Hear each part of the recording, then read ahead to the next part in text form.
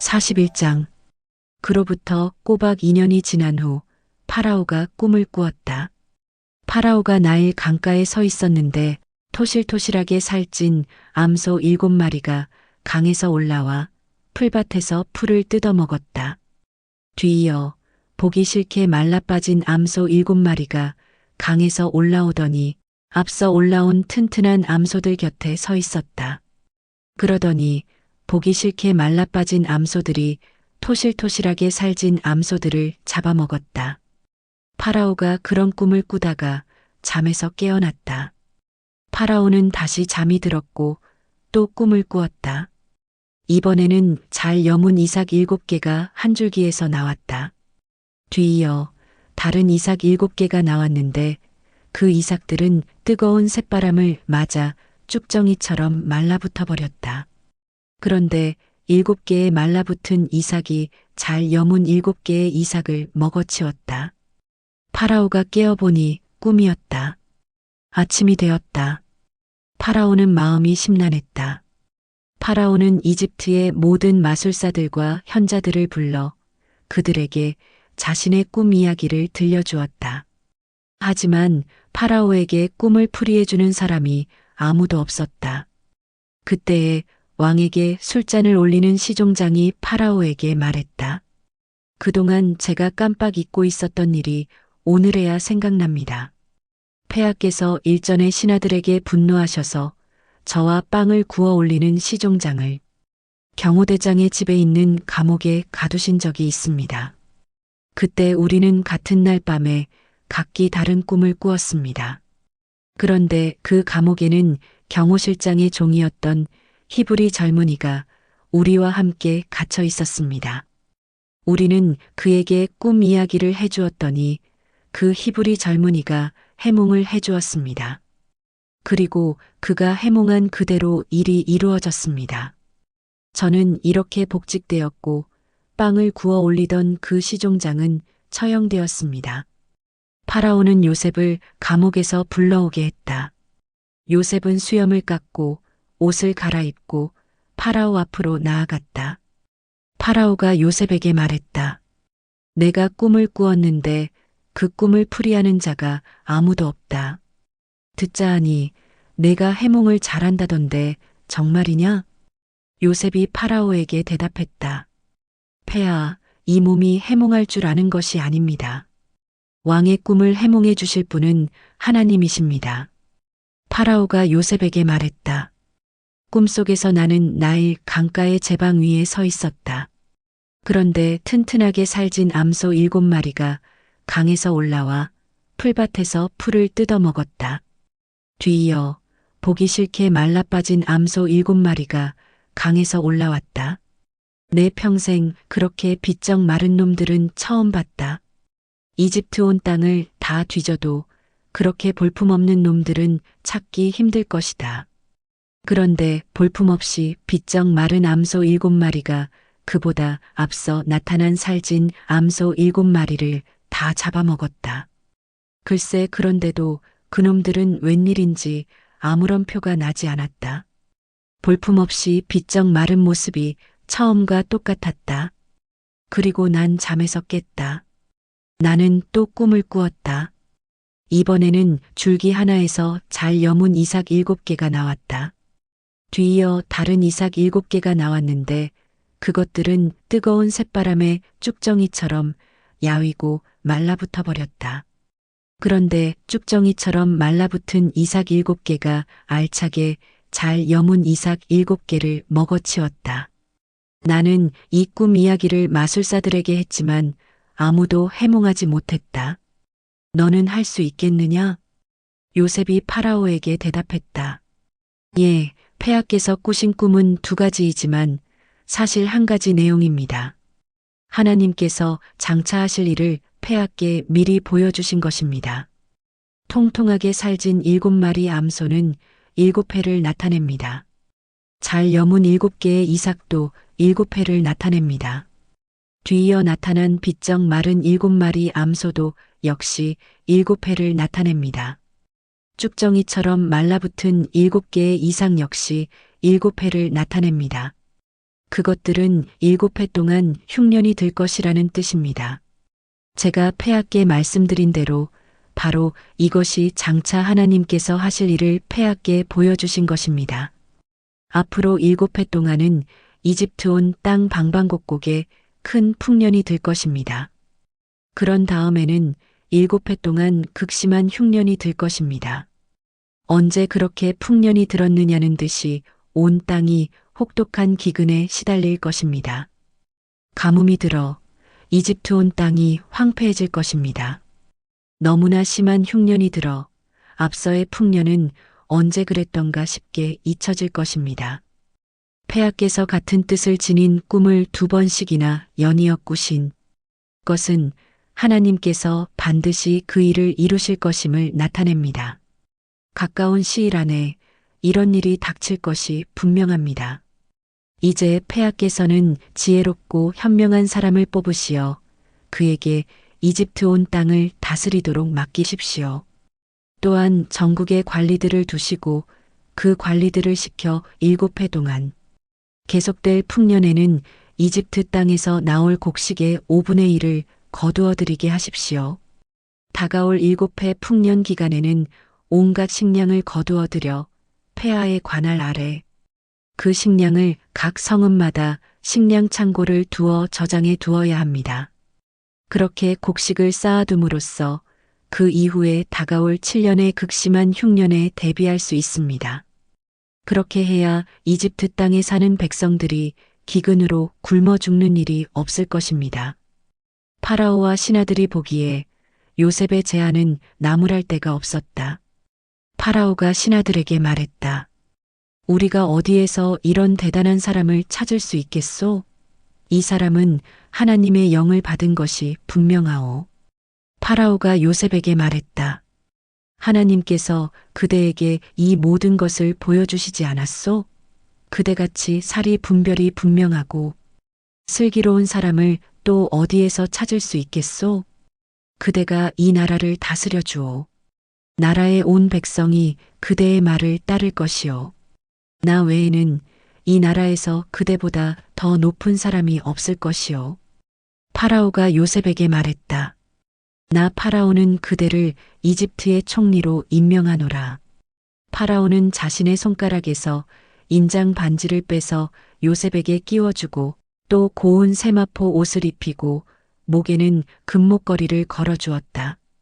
파라오는 또 자신이 가진 2번째로 좋은 수레에 요셉을 태우고 그 수레가 지나갈 때는 모두가 무릎을 꿇고 절을 하게 했다. 파라오는 이렇게 요셉을 이집트 온 나라를 다스리는 총리로 삼았다. 파라오가 요셉에게 말했다. 나는 파라오요. 이제 이집트 온 땅 안에서 그대의 허락 없이는 누구도 손끝 하나, 발끝 하나도 움직이지 못할 것이요. 파라오는 요셉의 이름을 사브납 바네아라 고쳐 불렀다. 파라오는 또 온이라는 성읍의 제사장 보디베라의 딸 아스낫을 요셉의 아내로 골라주었다. 요셉은 이집트 온 땅을 시찰하러 나갔다. 요셉이 이집트 왕 파라오 앞에 섰을 때 그의 나이 30세였다. 요셉은 파라오 앞을 물러나와 이집트 온 땅을 두루 다니면서 실정을 파악하기 시작했다. 풍년이 든 7해 동안에는 풍성하게 수확했다. 요셉은 7해 동안 이집트 온 땅에서 곡식을 거두어 모아 각 성읍의 식량 창고에 쌓아두었다. 각 성읍의 주변 들판에서 거두어 들인 곡식들도 마찬가지로 각 성읍에 차곡차곡 보관했다. 거두어 들인 곡식이 너무도 많아서 마치 바닷가의 모래알을 헤아리는 것 같았기 때문에 나중에는 헤아리는 것을 포기했을 정도였다. 흉년이 시작되기 전 요셉과 온의 제사장 보디베라의 딸 아스낫 사이에 2 아들이 태어났다. 첫째가 태어났을 때 요셉은 하나님께서 지금까지 겪어온 나의 온갖 고통과 내 아버지의 집에 대한 생각을 다 잊게 해주셨다. 라고 말하면서 맏아들의 이름을 므낫세라고 지었다. 또 둘째가 태어났을 때는 요셉이 하나님께서 이 순환의 땅에서 나를 번성하게 해주시는구나 라고 말하면서 둘째 아들의 이름을 에브라임이라고 지었다.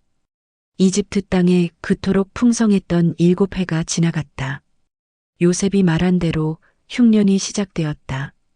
끔찍한 흉년이 온 땅을 뒤덮었다. 하지만 이집트 땅에서는 아직 먹을 것이 있었다. 하지만 이집트 땅 전체의 흉년이 더욱 심해지자 백성들은 파라오에게 먹을 것을 달라고 아우성쳤다. 그러자 파라오가 이집트의 백성들에게 명령했다. 요셉에게 가서 그의 말을 따르라. 기근이 나라 전체를 휩쓸었다. 요셉은 모든 창고 문을 열고 이집트 사람들에게 곡식을 팔았다. 이집트 땅 전체를 휩쓴 기근은 참혹할 정도였다. 이집트뿐만 아니라 온 세상 전체가 극심한 기근에 시달렸다. 그래서 다른 나라 사람들도 곡식을 구하러 이집트로 요셉을 찾아왔다. 42장. 야곱은 이집트 땅에 곡식이 있다는 것을 알고서 자식들에게 말했다. 너희들은 어쩌자고 서로 얼굴만 쳐다보고 있느냐? 내가 듣기로 이집트에는 곡식이 있다더라. 그러니 이집트에 가서 곡식을 좀 사오도록 해라. 그래야 우리가 죽지 않고 살 수 있을 게 아니냐? 그리하여 10명이나 되는 요셉의 형들은 곡식을 사기 위해 이집트로 내려갔다. 그러나 야곱은 요셉의 동생 베냐민은 보내지 않았다. 베냐민에게 행여 좋지 않은 일이라도 생길까 염려스러웠기 때문이다. 가나안 땅에도 기근이 심했기 때문에 이집트로 곡식을 사러 가는 사람들이 많았다.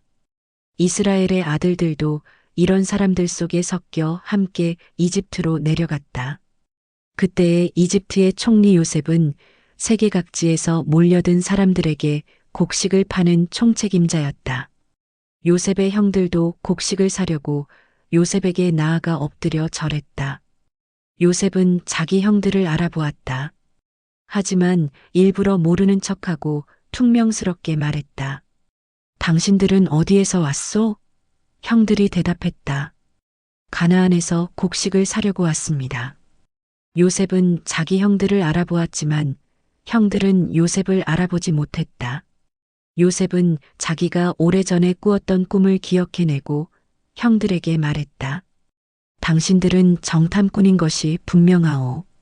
당신들이 이 나라에 온 것은 이 나라의 허점이 어디에 있는지를 알아내기 위해서요. 형들이 대답했다. 아닙니다. 총리 각하, 절대로 그렇지 않습니다. 저희가 여기 온 것은 다만 곡식을 사기 위해서일 뿐입니다. 다른 이유는 절대 없습니다. 저희는 모두 한 아버지의 아들들입니다. 저희는 결코 정탐꾼이 아닙니다. 제발 믿어주십시오. 요셉이 형들에게 말했다. 아니요. 당신들이 여기 온 것은 분명 이 나라의 허점을 파악하기 위해서요. 형들이 대답했다. 총리 각하, 저희는 가나안 땅에 살고 계시는 한 사람의 아들들입니다. 본디 우리는 12형제였습니다만 막내는 지금 가나안 땅에 아버지와 함께 있고 동생 하나는 죽었습니다. 요셉이 형들에게 말했다. 네, 다시 한번 말하지만 당신들은 정탐꾼들인 것이 틀림없소. 당신들의 말이 거짓이 아니라는 것을 증명해 보시오. 당신들은 그 막내 동생을 이리로 데려오시오. 그러지 않으면 당신들은 여기에서 한 발자국도 벗어나지 못할 것이오. 내가 파라오의 목숨을 두고 맹세하오. 당신들은 당신들 가운데 한 명을 보내 막내 동생을 데려오게 하시오. 나머지는 여기 감옥에 가두겠소. 당신들의 말이 사실임을 증명해 보이시오. 그렇지 못하면 당신들은 정탐꾼인 것이 틀림없소. 요셉은 그들 모두를 사흘 동안 감옥에 가두어 놓았다. 사흘 후 요셉이 형들에게 말했다. 나는 하나님을 경외하는 사람이요. 그러니 내 말대로 하시오. 그러면 당신들은 살 것이요. 당신들의 말이 사실이라면 당신 형제들 중 한 명을 당신들이 갇혀 있었던 이 감옥에 남게 하고 다른 사람들은 모두 돌아가도록 하시오. 곡식을 가지고 돌아가서 집안 식구들로 기근을 면하게 하시오. 당신들의 막내 동생을 나에게 데려오도록 하시오. 그래서 당신들의 말이 사실이라는 것이 입증되면 당신들을 살려주겠소. 형들은 요셉의 말에 따랐다. 요셉의 형들은 서로 수군거렸다. 그래, 우리가 요셉에게 죄를 지었기 때문에 이런 벌을 받는 거야. 요셉이 살려달라고 애원할 때 그 아이의 괴로움을 보면서도 우리는 외면했어. 분명 그 때문에 우리가 지금 이런 고통을 당하고 있는 거야. 르우벤이 아우들에게 푸념했다. 그러게 내가 뭐라고 하더냐?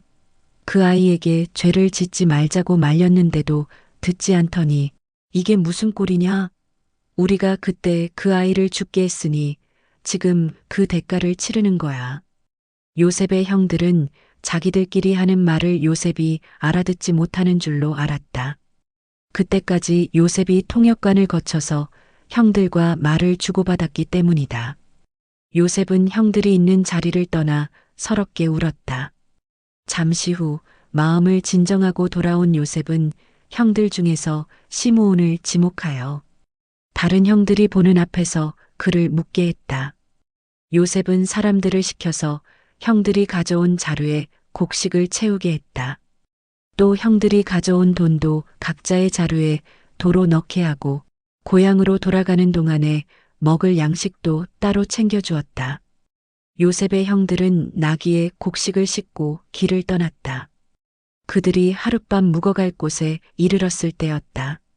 그들 중 한 명이 나귀에게 먹이를 주려고 곡식 자루를 풀었다. 그런데 웬걸 곡식 자루의 아기에 돈이 들어 있었다. 그가 다른 형제들에게 말했다. 내 돈이 그대로 들어 있어. 이것 봐. 내 자루 속에 돈이 그대로 있어. 형제들은 모두 가슴이 철렁 내려앉았다. 그들은 두려워하면서 서로 수군거렸다. 어쩌자고 하나님께서는 우리에게 이런 일을 하시는 걸까? 요셉의 형들은 가나안 땅에 있는 아버지 야곱에게 돌아왔다. 그들은 아버지에게 자기들이 겪은 일을 낱낱이 이야기했다. 이집트 총리가 우리에게 엄하게 말했어요. 우리더러 자기 나라를 엿보러 온 정탐꾼이라고 몰아붙이는 거예요. 그래서 우리는 절대로 정탐꾼이 아니며 정직한 사람들이라고 말했어요. 우리는 모두 한 아버지에게서 태어난 12형제로 우리 형제들 중 하나는 죽었고 막내는 지금 가나안 땅에 아버지와 함께 있다고 했어요. 그랬더니 이집트 총리가 당신들의 말이 사실이라면 당신 형제들 가운데 한 명을 여기에 남게 하고 나머지는 곡식을 가지고 돌아가서 집안 식구들의 기근을 면하게 하시오. 하지만 당신들의 막내 동생을 나에게 데려오시오. 그래야 당신들이 정탐꾼이 아니라는 것을 내가 믿을 수 있겠소. 그렇게 하면 당신들의 형제를 풀어주고 또 이집트 땅에서 자유롭게 장사도 할 수 있도록 해주겠소. 하고 말했어요. 형제들은 모두 각자의 자루를 쏟았다. 자루마다 돈다발이 들어 있었다. 요셉의 형들과 아버지 야곱은 모두 크게 놀라며 두려워했다. 아버지 야곱이 말했다. 너희가 내 자식들을 모두 빼앗아 가는구나. 요셉이 없어지더니 시므온도 없어졌다. 이제는 베냐민까지 앗아가려고 하는구나. 내게는 왜 이리 괴로운 일만 일어나는 거냐? 르우벤이 아버지에게 말했다. 아버지, 제가 베냐민을 다시 데리고 오지 못하면 저의 두 아들을 죽이십시오. 이번 일은 제게 맡겨주세요. 제가 반드시 베냐민을 아버지께 다시 데려오겠습니다. 야곱이 말했다. 안 된다. 내 아들 베냐민을 너희와 함께 보낼 수 없다. 그 아이의 형 요셉도 죽지 않았더냐? 이제는 그 아이 혼자 남았다. 너희들과 가는 동안에 베냐민에게 좋지 않은 일이라도 생기면 난 어쩌라는 말이냐? 백발이 성성한 이 애비가 슬픔을 짊어지고 무덤으로 내려가는 꼴을 보겠다고 이러는 거냐? 43장 가나안 땅에 기근이 더욱 심해졌다. 야곱의 아들들이 이집트에서 가져온 식량도 다 떨어졌다. 야곱이 아들들에게 말했다. 다시 이집트로 가서 식량을 좀 사오너라. 유다가 아버지에게 말했다. 그 사람 이집트 총리가 막내 동생을 데려오지 않는다면 내 얼굴을 다시는 볼 수 없을 것이요. 라고 우리에게 엄하게 경고했어요. 그러니 아버지, 막내 동생을 우리와 함께 보내주세요. 그렇게 하신다면 우리가 이집트에 가서 식량을 사오도록 하겠습니다. 하지만 막내를 보내주지 않으신다면 우린 갈래도 갈 수가 없습니다. 그 사람 이집트 총리는 우리가 막내 동생을 데려오지 않으면 자기 얼굴을 결코 보지 못할 거라고 경고했어요. 이스라엘이 말했다. 너희가 어쩌자고 동생이 있다는 소리를 그 사람에게 해서 내 마음을 이리도 심란하게 하느냐? 형제들이 대답했다. 그 사람이 당신들의 아버지는 살아계시오? 다른 형제는 없소? 하고 우리와 우리 가족 상황에 대해 엄히 캐물었어요. 우리는 그저 그 사람이 묻는 대로 대답한 것뿐이에요. 설마 그 사람이 우리에게 막내 동생을 데려오시오. 라고 할 줄을 우리가 어찌 알 수 있었겠어요? 유다가 아버지 이스라엘에게 말했다. 막내를 나와 함께 가도록 보내주세요. 그러면 당장이라도 이집트로 내려가겠어요. 그래야 아버지와 우리와 우리의 어린 것들이 굶어 죽지 않고 살 수 있을 거예요. 막내는 제가 기필코 보호하겠어요. 그 아이는 제가 책임지겠어요. 만일 제가 그 아이를 다시 아버지께 데려오지 못한다면 그 벌을 제가 평생토록 받겠어요. 우리가 지체하지만 않았어도 벌써 2번은 이집트에 다녀왔을 거예요. 마침내 아버지 이스라엘이 아들들에게 말했다. 정이 그래야만 한다면 이렇게 하도록 해라. 너희는 우리 땅에서 나는 가장 좋은 토산물을 가지고 가서 그것들을 이집트 총리에게 선물로 드려라. 유향과 꿀을 조금씩 챙겨가라. 또 향료와 몰약과 유향나무 열매와 아몬드도 가지고 가서 그 사람 이집트 총리에게 드려라. 돈은 갑절로 가지고 가라. 지난번 곡식 자루에서 나온 돈은 다시 돌려드려야 한다. 아마도 실수로 그런 일이 생겼을 것이다. 좋다. 너희는 막내 베냐민을 데리고 다시 그 사람을 찾아가라.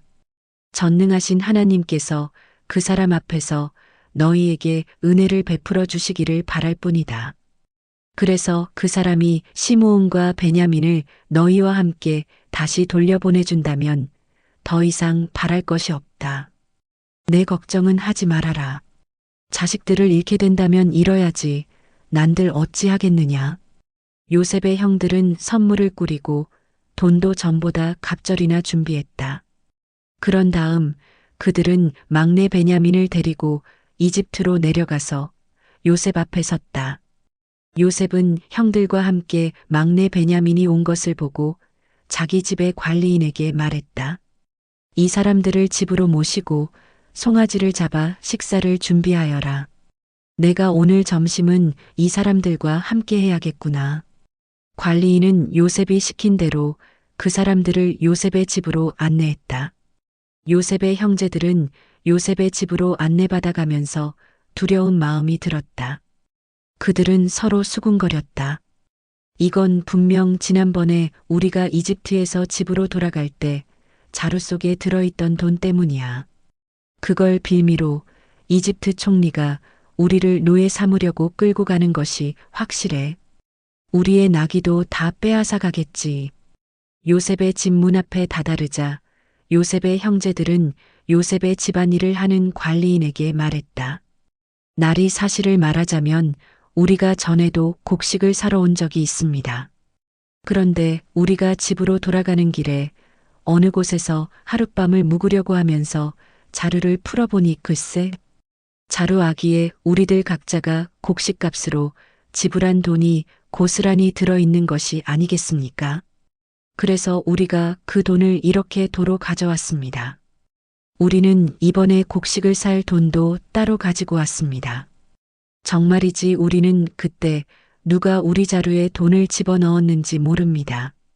그러자 관리인이 말했다. 안심하세요. 걱정하지 않아도 됩니다. 당신들의 하나님, 당신들 조상의 하나님께서 당신들의 자루에 보물을 넣어주신 거겠지요. 나는 당신들이 낸 곡식값을 틀림없이 받았어요. 그러고서 그 관리인은 시므온을 요셉의 형제들에게 데려왔다. 관리인은 요셉의 형제들을 요셉의 집으로 데리고 들어가서 그들에게 물을 주어 발을 씻게 했다. 또 그들이 끌고 온 나귀에게도 여물을 주었다. 요셉의 형제들은 자신들이 요셉의 집에서 점심을 먹게 될 것이라는 말을 들었으므로 정오에 도착할 요셉을 기다리면서 그에게 줄 선물 꾸러미들을 잘 챙겨 놓았다. 요셉이 집으로 오자 요셉의 형제들은 각자 집 안으로 가지고 들어온 선물을 요셉에게 바쳤다. 그리고 엎드려 요셉에게 절을 했다. 요셉은 그들에게 그동안 잘 지냈는지를 묻고는 말했다. 당신들이 예전에 말했던 연로하신 아버지는 잘 계시오? 그분은 아직 살아 계신가요? 요셉의 형제들이 대답했다. 예, 저희 아버님은 아직 살아 계시고 여전히 건강하십니다. 그러면서 그들은 모두 머리 숙여 다시 요셉에게 절을 했다. 요셉은 자기 친어머니에게서 난 친동생 베냐민을 보고 말했다. 이 아이가 바로 당신들이 전에 말했던 그 막내 동생이요? 그리고는 베냐민을 향해 말했다. 얘야, 하나님께서 내게 은혜 베풀어 주시기를 빈다. 요셉은 자기 친동생을 보자 북받쳐 오르는 감정을 억누를 수 없었다. 요셉은 자기 방으로 가서 한참을 울었다. 요셉은 세수를 하고 다시 자리로 돌아왔다. 감정을 억누르면서 점심을 차려오라고 명했다. 요셉의 집에서 일하는 사람들은 요셉의 상을 따로 차렸다. 요셉의 형제들에게도 따로 상을 차려주었고 요셉의 집에서 일하는 이집트 사람들에게도 따로 상을 차려주었다. 이집트 사람들에게는 히브리 사람들과 함께 음식을 먹는 것이 금기사항이기 때문이었다. 요셉의 형제들은 요셉 앞에 자리를 잡고 앉았다. 그런데 시키는 대로 자리에 앉고 보니 맏아들부터 막내 아들까지 나이 순서대로 자리가 정해져 있었다. 형제들은 서로를 바라보며 의아해했다. 요셉은 자기 상에 놓인 것들을 형제들에게 가져다 주게 했다. 특별히 베냐민에게는 다른 형제들보다 5배나 더 많이 주었다. 요셉의 형제들은 요셉과 더불어 먹고 마시면서 즐거워했다. 44장. 요셉이 관리인에게 명했다. 저들의 자루에 저들이 가지고 갈 수 있을 만큼 식량을 가득 채워라. 그리고 저들 각자의 자루 아기에 각자가 낸 돈을 도로 집어넣어라. 또 제일 어린 막내 동생의 자루에는 내가 늘 쓰던 은잔도 함께 집어넣어라.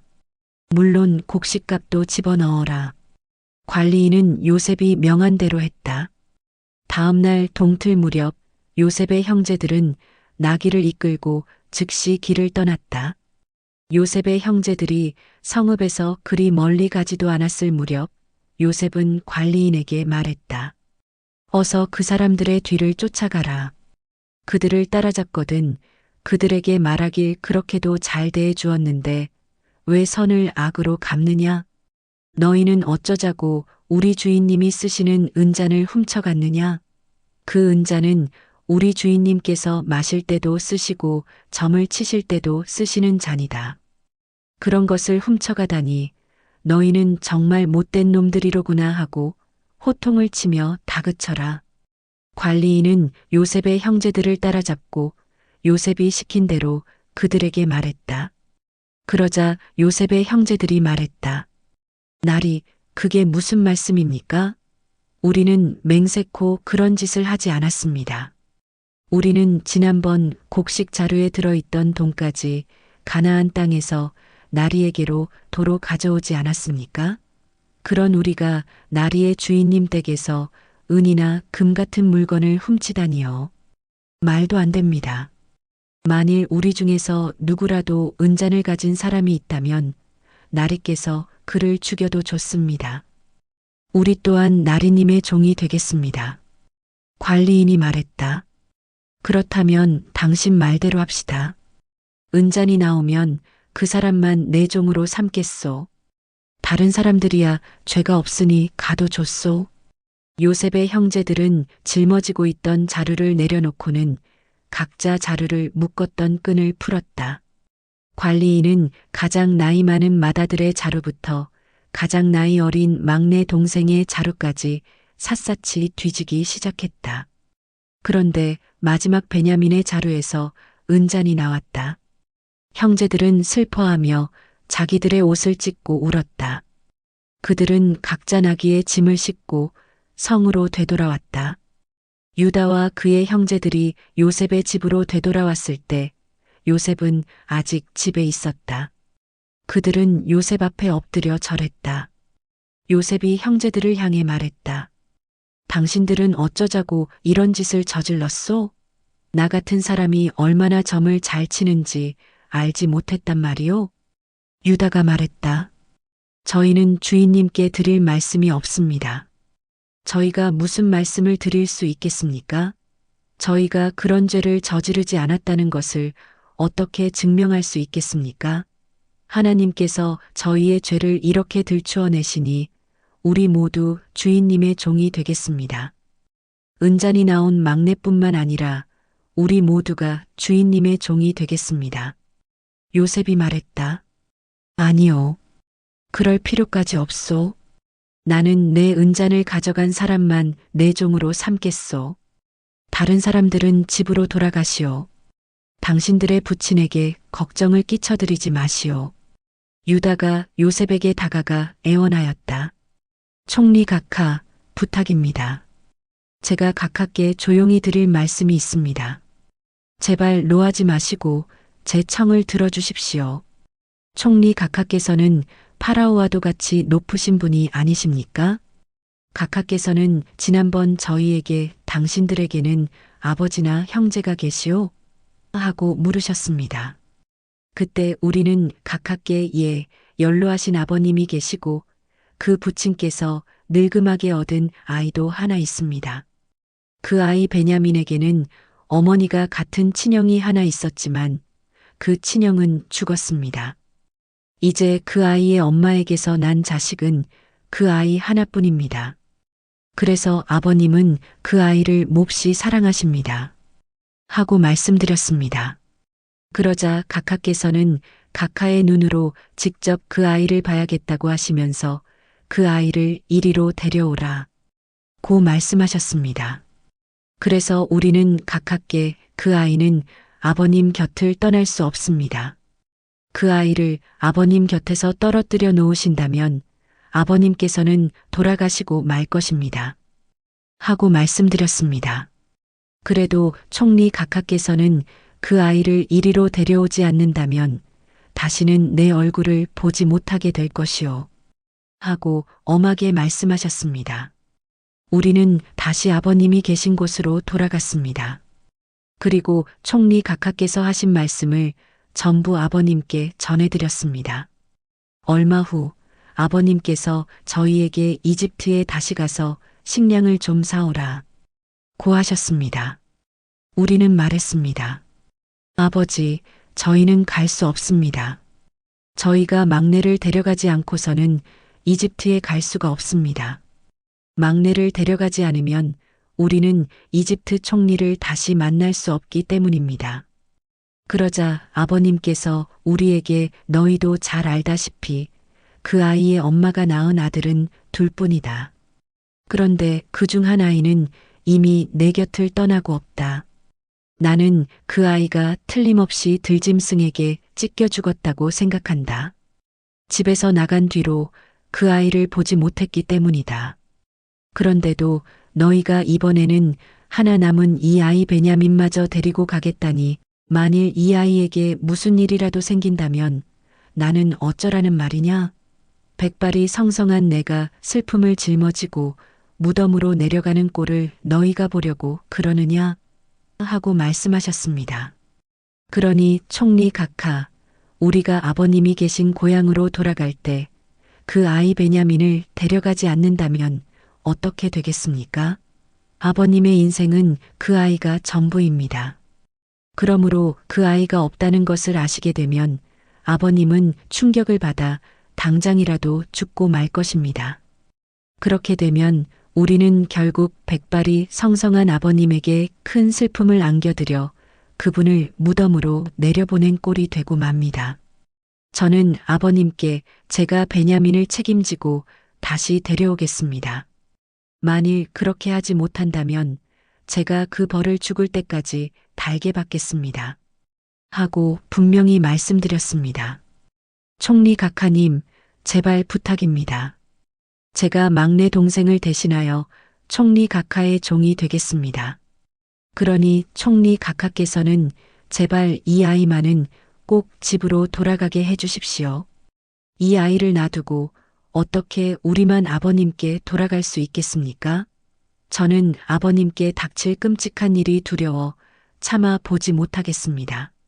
45장. 요셉은 시중드는 종들 앞에서 북받치는 감정을 억누를 길이 없었다. 그는 시중드는 종들에게 모두들 물러가라 하고 소리쳤다. 모두가 물러가고 그 방에 요셉과 그의 형제들만 남게 되자 그제야 요셉은 형제들에게 자기가 누구인지를 밝혔다. 요셉은 크게 소리내어 울기 시작했다. 어찌나 큰 소리로 울었던지 밖에 있던 이집트 사람들뿐만 아니라 파라오의 궁전에도 들릴 정도였다. 요셉이 형들에게 말했다. 형님들, 내가 바로 요셉입니다. 아버님은 아직 살아계십니까? 요셉의 형들은 어안이 벙벙한 채 놀라서 아무런 대답도 하지 못했다. 요셉이 형들에게 말했다. 형님들, 이리 좀 가까이 오시지요. 형들이 요셉에게 가까이 다가가자 요셉이 말했다. 내가 바로 형님들의 아우 요셉입니다. 형님들이 이집트에 팔아넘긴 그 요셉입니다. 형님들은 저를 이집트에 팔아넘긴 그 일로 걱정하거나 자책하지 마세요. 하나님께서 우리 식구들의 목숨을 구해주시려고 저를 먼저 이집트로 보내신 것입니다. 이 땅에 흉년이 든 지 올해로 2년째입니다. 앞으로도 5년은 더 흉년이 계속될 것입니다. 그동안에는 심지도 거두지도 못할 것입니다. 하나님께서는 형님들뿐만 아니라 형님들의 자손을 이 땅에서 보존하시려고 형님들보다 저를 앞서 보내셨습니다. 하나님께서 형님들의 목숨을 구하시려고 큰 구원을 베푸신 것입니다. 저를 이집트로 보낸 것은 형님들이 아니라 하나님이십니다. 하나님께서는 저를 파라오의 집안에서 최고의 어른이 되게 하셨고 이집트 온 땅을 다스리는 총리가 되게 하셨습니다. 형님들은 이제 서둘러 아버지께로 가셔서 아버지의 아들 요셉이 이렇게 말했다고 전해 주십시오. 하나님께서 저를 이집트 온 땅을 다스리는 통치자로 삼으셨습니다. 아버지는 지체하지 마시고 이리로 올라오십시오. 아버지는 고센 땅에 사시면서 저 요셉과 가까이 지내실 수 있습니다. 아버님은 자식들과 손자들, 양떼와 소떼 등 가지고 계신 모든 재산을 다 가지고 이리로 오셔서 사십시오. 흉년이 아직 5년이나 더 남아 있으니 제가 거기에서 아버지를 잘 모시겠습니다. 아버지뿐만 아니라 아버지가 거느리고 계시는 모든 식솔들이 굶주리는 일이 없도록 잘 돌봐드리겠습니다. 꼭 이렇게 전해 주십시오. 형님들에게 이 말을 하고 있는 것이 바로 요셉이라는 것을 두 눈으로 똑똑히 보십시오. 아우 베냐민아, 너도 내 눈으로 분명히 보아라. 형님들은 이집트에서 제가 누리고 있는 이 영광을 형님들이 보신 그대로 아버님께 말씀드려 주십시오. 지체하지 마시고 어서 빨리 아버지를 이리로 모시고 오십시오. 요셉이 아우 베냐민을 얼싸안고 울자 베냐민도 형 요셉을 끌어안고 함께 울었다. 요셉은 또 형들과 일일이 입을 맞추며 끌어안고 울었다. 그제야 요셉의 형들은 말문이 터져 요셉과 이런저런 얘기를 주고받았다. 요셉의 형제들이 이집트에 왔다는 소식이 파라오의 궁전에 전해지자 파라오와 그의 신하들도 기뻐했다. 파라오가 요셉에게 말했다. 그대의 형제들에게 이르시오. 그대의 형제들이 나귀 등에 곡식을 싣고 가나안 땅으로 돌아가거든 그대의 아버님과 식구들을 모두 거느리고 이곳 이집트로 다시 오라고 하시오. 내가 그들에게 이집트 땅에서 가장 좋은 땅을 골라 거기서 살 수 있도록 하겠소. 그들은 기름진 그 땅에서 나는 좋은 음식을 먹고 살 수 있을 거라고 하시오. 또 그들에게 이렇게 하라고 전하시오. 여기 이집트 땅에서 마차를 여러 대 가지고 가서 그대 형제들의 자식들과 부인들과 그대의 아버님을 그 마차에 태워오라고 하시오. 이집트 땅에 있는 갖가지 좋은 것들이 모두 그들의 것이 될 테니 가나안 땅에서 쓰던 살림살이는 아까워하지 말고 그냥 버리고 오라고 하시오. 이스라엘의 아들들은 파라오의 말을 그대로 따랐다. 요셉은 파라오의 명에 따라 형들에게 마차를 내주고 여행길에 먹을 양식도 내주었다. 요셉은 형들 모두에게 새 옷을 한 벌씩 주었다. 특별히 아우 베냐민에게는 은화 300세겔과 새 옷 5벌을 주었다. 요셉은 아버지 야곱에게 전해줄 선물도 형들에게 주었다. 요셉은 나귀 10필에다 이집트에서 나는 가장 좋은 물품들을 싣게 하고 또 다른 나귀 10필에는 아버지가 이집트로 오는 동안에 필요한 곡식과 빵과 고기를 가득 싣게 했다. 요셉은 형들을 보내면서 당부했다. 형님들 가시는 길에 서로 다투지 마십시오. 요셉의 형제들은 이집트를 떠나 가나안 땅에 있는 아버지에게 돌아왔다. 그들은 아버지 야곱에게 말했다. 요셉이 살아 있습니다. 요셉이 이집트 온 땅을 다스리는 총리가 되었어요. 야곱은 정신이 멍해졌다. 도무지 그 말이 믿기지 않았다. 야곱은 요셉이 자기 형들에게 했다는 말들을 모두 전해 듣고 또 요셉이 자기를 태워오라고 형들 편에 보낸 마차도 보았다. 그제야 야곱은 제정신이 들었다. 이스라엘이 말했다. 내 아들 요셉이 살아있다니 이젠 아무런 여한이 없다. 내가 죽기 전에 어서 가서 요셉을 꼭 만나봐야겠다.